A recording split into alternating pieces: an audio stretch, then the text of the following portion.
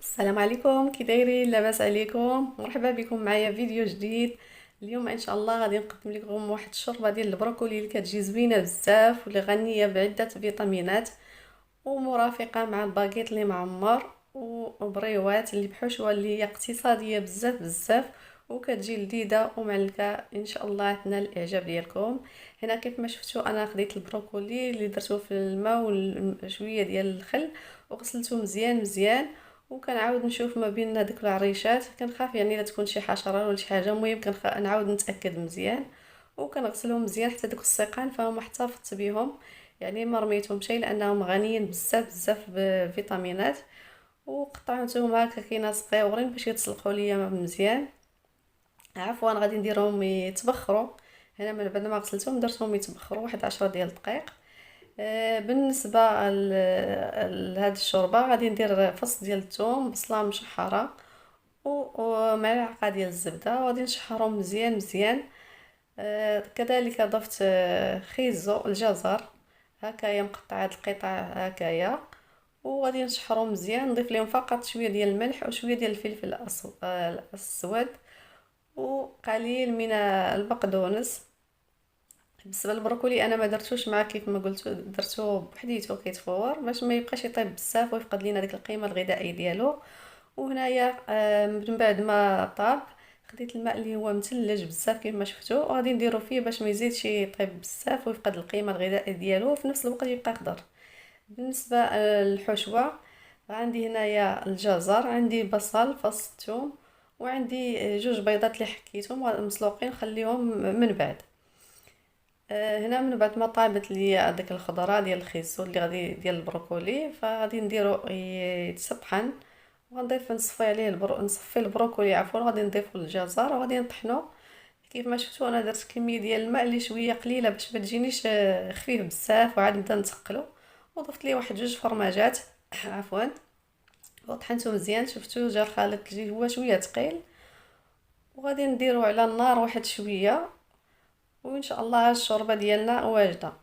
بالنسبه للحشوه اللي قلت بعد ما شحرت شويه ديال الخيزو وفص الثوم والبصله غادي نضيف ليهم ديك البيضات جوج اللي مسلوقين وقليل من الجبن، غادي نخلطهم مع بعضياتهم مزيان وغادي نقطع الورقه هكا قطعتها على ثلاثة وغادي نصايب البريوات ديالنا. هنا بعد ما خلطت الحشوه بصراحه ما فيهاش لا لحم لا والو لا لحوم لا دجاج، يعني لا اللحم ما فيها حتى شي حاجه، فقط البيض والبصل والجزر وشويه ديال الجبن.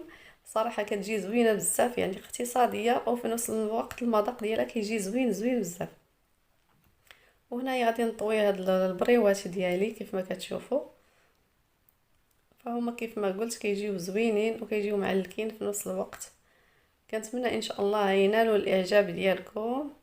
وهنا غادي نخليكم غادي نطويهم كاملين بطريقه اللي هي سهله. غادي نحاول نزول هذيك الزوائد يعني ما يبقاش علينا بزاف.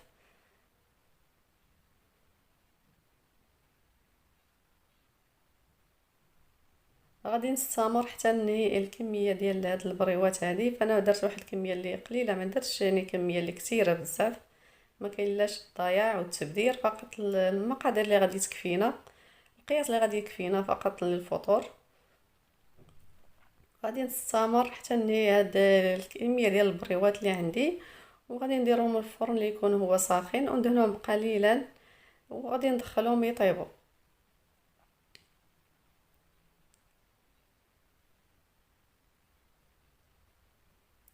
هنا بعد ما نهيت الكميه ديالتي كيف ما تشوفوا انا دهنتها وغادي ندخلها مباشره للفرن.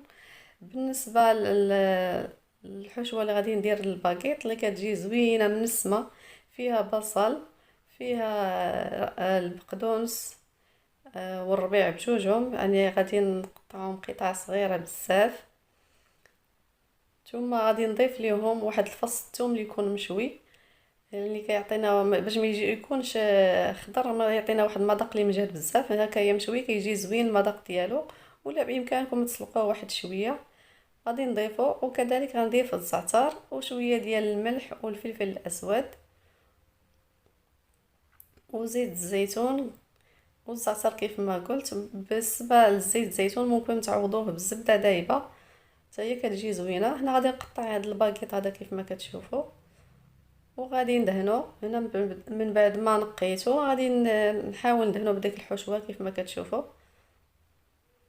انا استعملت غير داك الشيء ما كتهزش ليا، من الافضل نهزو معلقه ومن بعد عادي ندهنوها مزيان. وهنا من بعد ما نهيت الكميه غادي ندير قليل من الجبن، ندير شويه ديال الفرماج احمر،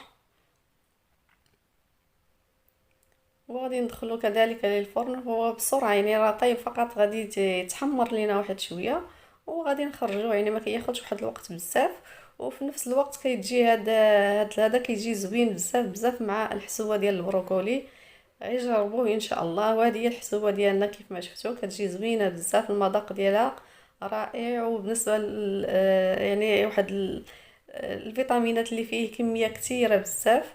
وهادو هما البريوات ديالنا كيف ما شفتوا بعد ما تحمروا. وهذا هو الفيديو ديال اليوم. كنتمنى عفوا ان شاء الله هذا الفيديو ينال الاعجاب ديالكم، وما تنساوناش من لايك وشي كومونتير اللي يكون زوين. الى فيديو جديد ان شاء الله، والسلام عليكم ورحمه الله.